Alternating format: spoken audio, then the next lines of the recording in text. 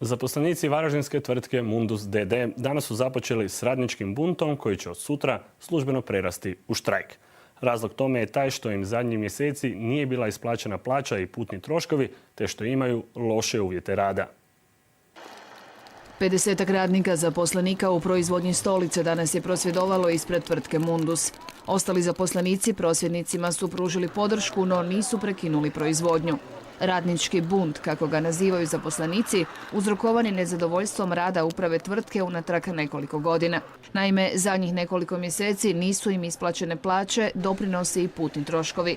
Tvrde da su im onemogućena osnovna egzistencijalna sredstva, a teško im je kupiti i mjesečnu kartu za autobus, za koju neki moraju izdvojiti i preko 1000 kuna. Za 9. mjesec nismo dobili smo samo 1500 kuna. Za 10. mjesec nismo uopće plaću dobili.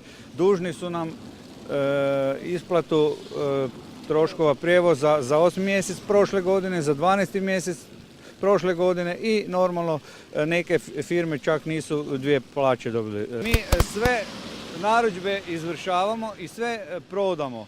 I stalno uprava jauči da nema novaca, a nama nije jasno dok se proda 5-6 šlepera na tjedan da nema novaca. Gdje su ti novci? U pogonu u firmama je isto takva temperatura koju tu vani, jedino ne pada snijeg po nama, a inače i mokro je, dok kiša pada sve se promoći. Uprava tvrtke odgovara kako su radnicima ponudili isplatu plaće do kraja tjedna i kako današnji prosvjed nije bio najavljen na sastanku koji su nedavno održali sa zaposlenicima. Tvrde kako današnji prosvjed nije sindikalan i da u njemu ne sudjeluju svi radnici tvrtke. Po našim aktima plaća se isplaćuje u toku mjeseca do zadnjeg dana. Danas je 1.12. dakle plaća kasnije jedan dan. Ima nekih zaostataka za tvornicu Stolica, to je par 100.000 kuna koje je trebalo isplatiti. Mi nažalost novca nismo imali jer novac nije došao na vrijeme, nismo neke stvari, neku robu koju smo napravili nismo je otpremili i kasni novac.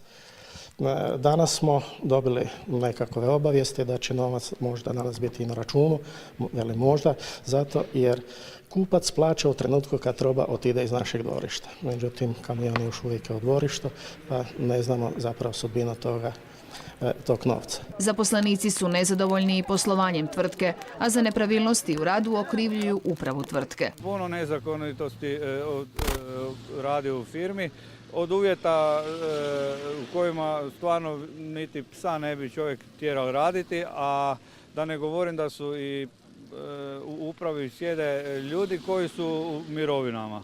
Tako da mislim da bi državne institucije imale nešto za posla i za njih i za državno odvjetništvo i tako dalje. To moraju specificirati i reći što je to, ako možemo o tome znati više mogu i komentirati, ako nisu specificirali to možda će i svojem direktoru dati. Današnji radnički bunt tek je uvod u službeni štrajk koji će započeti sutra. Radnici najavljuju kako će prosvjed trajati sve dok im ne budu ispunjeni svi uvjeti i isplaćeni svi zaostaci.